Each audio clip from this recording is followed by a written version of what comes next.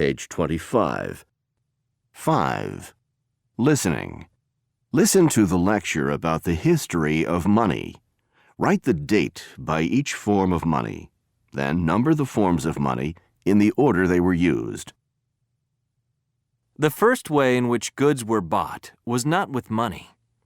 Instead, people used to trade something of value that they possessed for something they needed. The most common things to trade were cattle and crops, like corn and wheat. So, for example, if you were a farmer, you might trade your corn with a butcher for meat.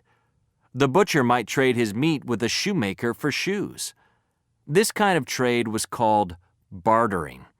Bartering began as far back as 9000 BCE. However, there was a problem with bartering. What if someone had something to trade, but no one wanted or needed it?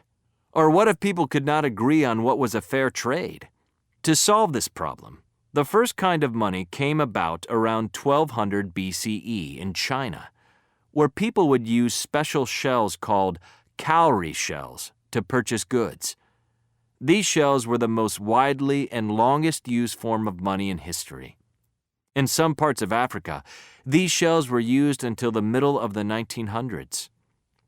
The earliest metal coins were produced in China around 1000 BCE.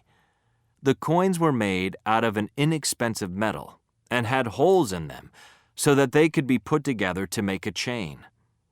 The earliest coins made of valuable metals were silver coins produced in Turkey around 500 BCE. Coins made of silver, bronze, and gold were soon being used by the Greeks, Romans, and Persians. By 800 CE, the first paper money had appeared in China. This form of money eventually became common around the world. At one point, people probably thought the cowrie shells were going to be used forever. That's how many of us think about coins and paper money now. But money is likely to continue to change. In fact, a new kind of money is already being exchanged over the internet.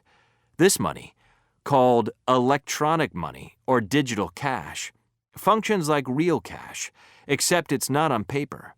The money in a bank account is converted to a digital code, which can be used to make purchases. While digital cash is very new, it is expected to become common in the years ahead.